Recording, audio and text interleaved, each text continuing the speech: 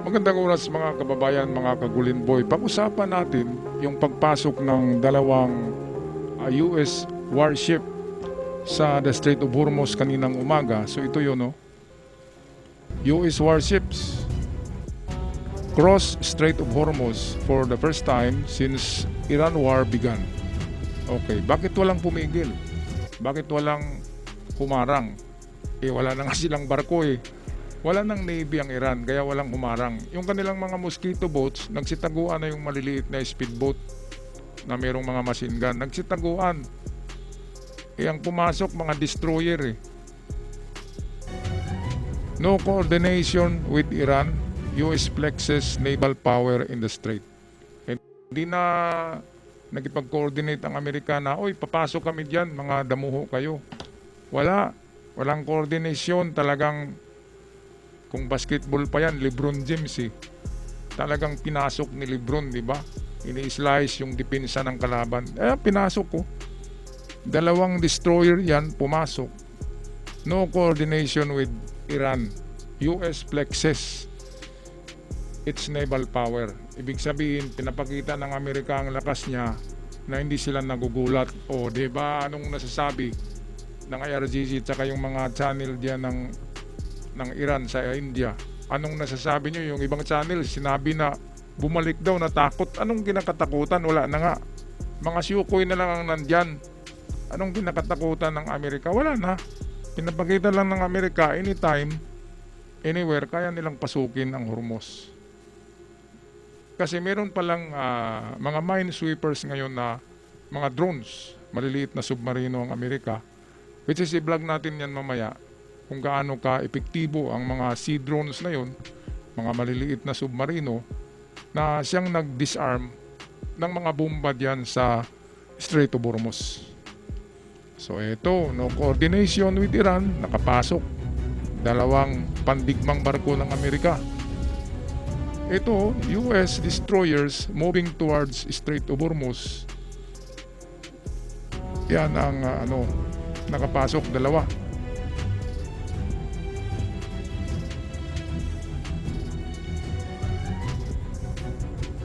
So ang naman kanina, ang nangyari sa wala na, collapse na, wala. Yung negosasyon walang nangyari, mga kababayan, wala.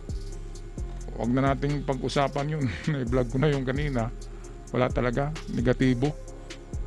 Nung isang vlog ko sa The Good News Daily, sabi ko wala, negatibo. Kahapon pa lang na vlog ko na yun. Negatibo ang pag-uusap. Sabi ng mga komento, bakit nasabi mo sir, hindi pa nga natapos eh. Nabasa na natin yan. Mga utak talaga yan na one-dimensional thinking ang utak ng RGC dahil para silang mga parot na nilalagay sa loob ng banga tapos pinagsasabihan, yun ay doctrination. Malit pa sila ng mga bata sa mga classroom, dinudoctrinate na sila ng kung ano-anong pinagsasabi na mali na mga paniniwala. Kaya wala sa kanilang bokabularyo ang surrender, wala sa kanilang bokabularyo ang negotiation, wala sa kanilang bokabularyo ang defeat. Dahil kahit ma-defeat sila at mamatay, ang sabi ni Ayatollah ay pagdating daw sa langit ay panalo sila. At ang reward sa kanila ay 7 magagandang birhen na babae. Nakakatawa naman yan. Paano mo hahawakan yung mga espiritu na lang sa langit, mga angel? Mahawakan mo ba yun? Klarong-klaro na niluloko lang sila eh. Tapos naniniwala pa, mga kababayan. Okay, so hanap tayo ng isa pang sources dito na maganda. Okay, so dito tayo. Completely shattered. You see, for weeks, a desperate regime claimed that they had rigged the world's most critical waterway with deadly underwater mines, daring ships to cross the line. But this morning, in broad daylight, heavily armed American warships sailed right through the chokehold entirely unchallenged. Ito'y channel to ng Australia, kaya hindi ito bias, di ba? Hindi ito yung, ay nako, natakot daw yung dalawang destroyer, yun yung pinalabas ngayon sa mga vlog sa India.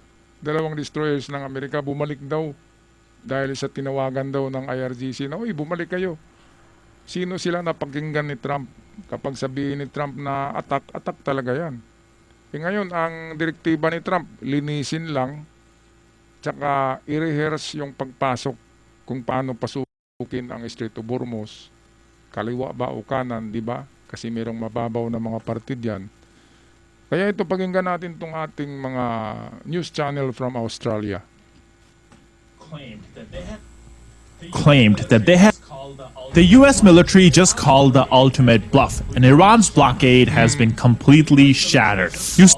The US military just called the ultimate bluff, and Iran's blockade has Ayan, been so completely ultimate shattered. Ang sinasabi na meron daw 1,000 of bombs, underwater sea mines. Wala pala eh. Kunti lang pala. At na ano na ng mga minesweeper ng Amerika. Yung sinabi ko na mga drone na mga submarino na maliliit. Tiningnan ng ilalim ng karagatan, kukunti lang at na-disarm na. Kaya nakapasok yung dalawang destroyers.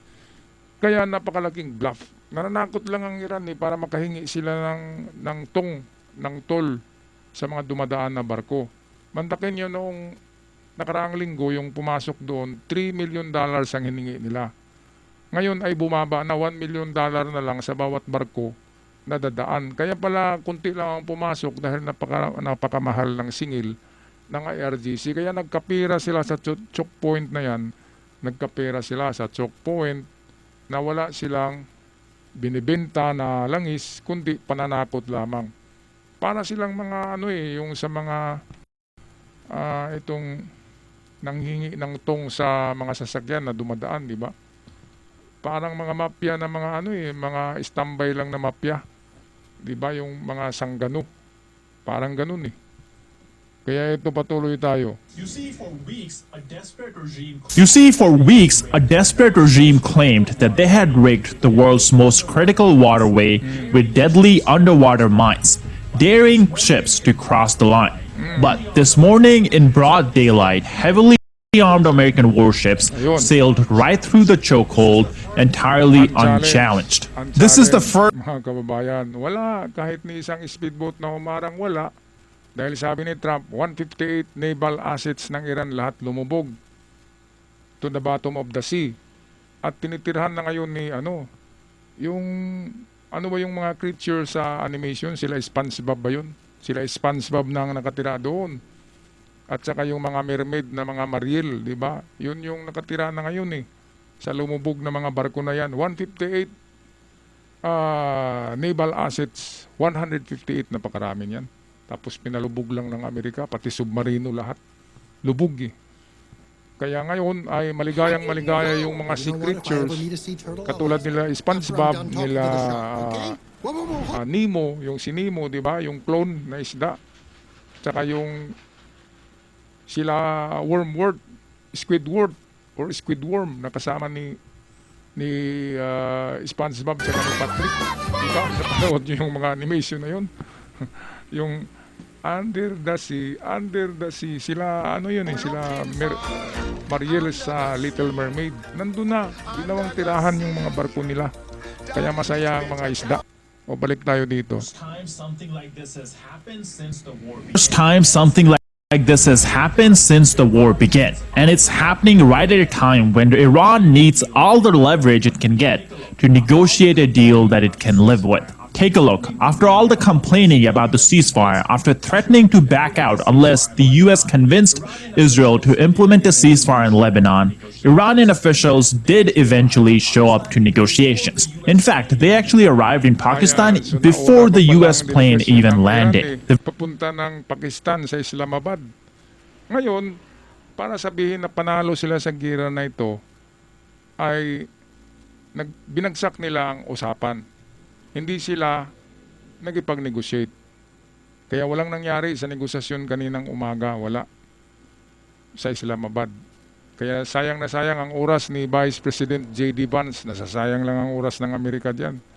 Kaya kahit na nagpulong-pulong doon sa Islamabad, si President Trump, pinalinis niya ang Hormuz, hindi na siya naghihintay na matapos yung negosasyon diyan. Kahit may peace talk ay pinasok ni Trump ng kanyang dalawang destroyers ang Hormuz. Pero hindi naman nagpasabog doon ng mga destroyer, walang putok. Kundi nilinis lang ng minesweepers. nilinis ang karagatan ang choke point ng mga bomba. Kaya sa ngayon ay wala nang bomba ngayon ang Hormuz. Kaya malaya na makapaglawig, makapasok diyan ang mga tankers ng NATO na mga duwag. Di ba sabi ni Trump, "Hoy NATO, malinis na. Pwede na kayong pumasok.